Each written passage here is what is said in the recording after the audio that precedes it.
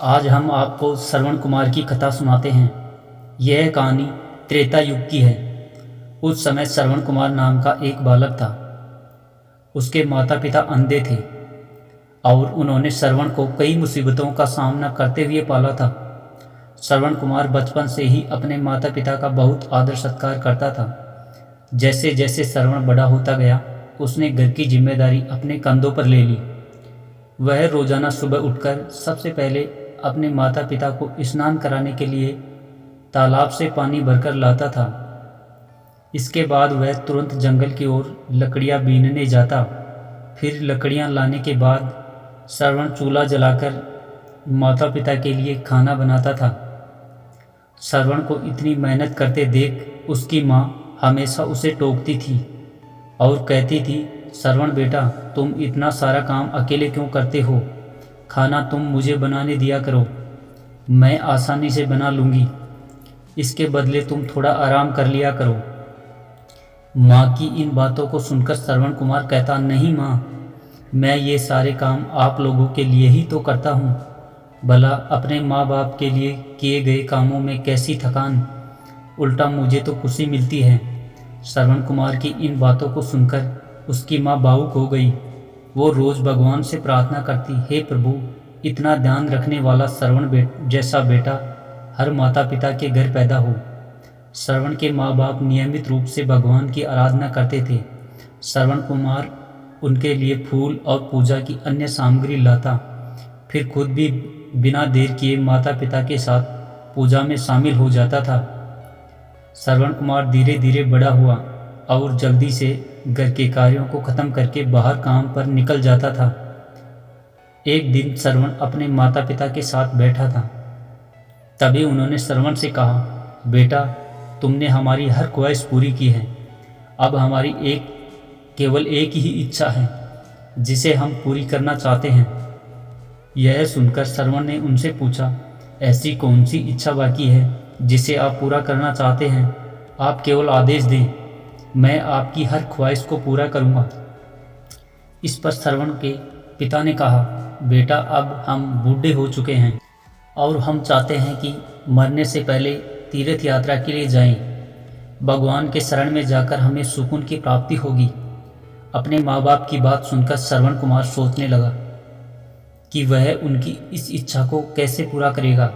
उस समय बस और ट्रेन की सुविधा नहीं थी, साथ ही उसके माता पिता देख भी नहीं सकते थे।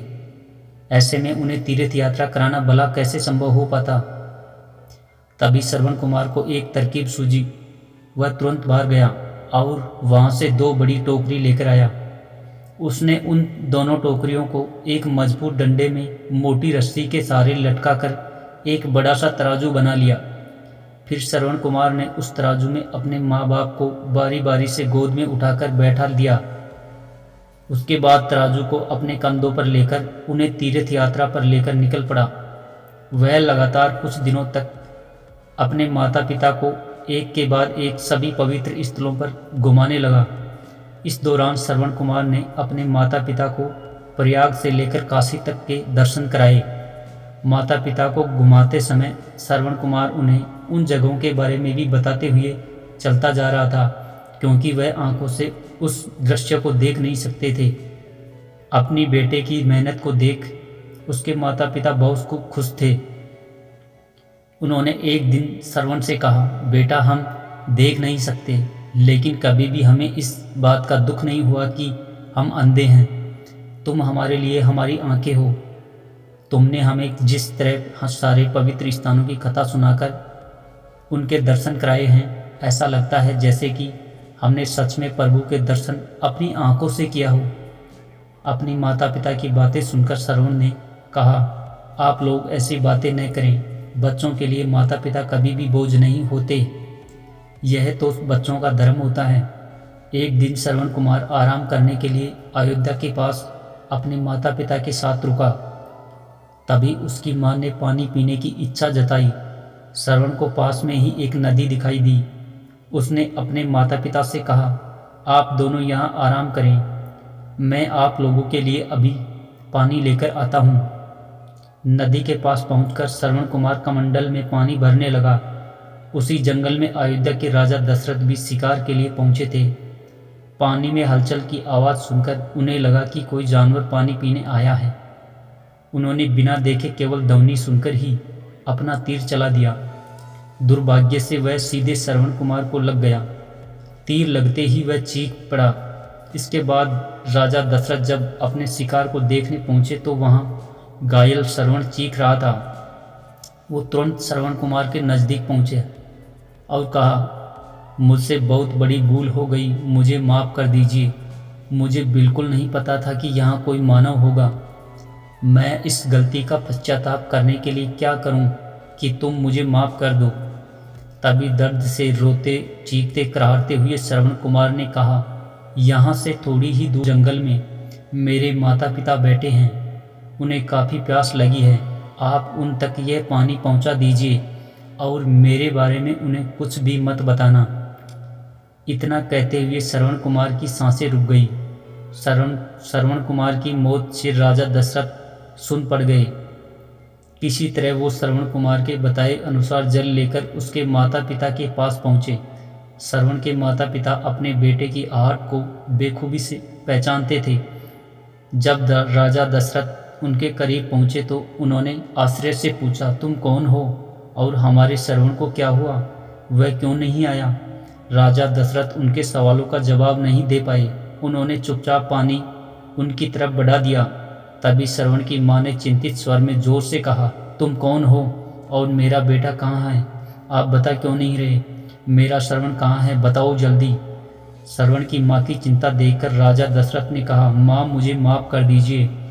शिकार करने के लिए मैंने जो तीर चलाया था वो सीधे आपके बेटे श्रवण के सीने में जा लगा।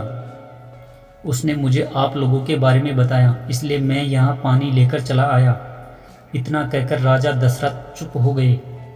राजा दशरथ की बात सुनकर श्रवण की माँ जोर जोर से रोने बिलखने लगी और हाय श्रवण करते हुए उन दोनों माता पिता ने अपने बेटे की मौत के गम में राजा दशरथ के लाए हुए पानी को हाथ तक नहीं लगाया और श्रवण के माता पिता ने तभी राजा दशरथ को पुत्र वियोग का श्राप दे दिया। कुछ ही देर बाद श्रवण के माता पिता ने अपने प्राण त्याग दिए। बताया जाता है कि श्रवण कुमार के माता पिता के श्राप के परिणाम स्वरूप ही राजा दशरथ को अपने पुत्र राम से दूर रहना पड़ा था। राजा दशरथ के इस श्राप को पूरा करने के लिए ही भगवान राम को 14 वर्षों का वनवास हुआ था, जिसका माध्यम दशरथ की पत्नी कैकेयी बनी थी। श्रवण के माता पिता की ही तरह राजा दशरथ भी अपने बेटे की दूरी को बर्दाश्त नहीं कर पाए और उन्होंने अपने प्राण त्याग दिए थे। कहानी से सीख मिलती है कि हर बच्चे को अपने माता पिता की सेवा श्रवण कुमार की तरह ही निस्वार्थ भाव से करनी चाहिए। यही उनका सबसे बड़ा कर्तव्य है। धन्यवाद दोस्तों।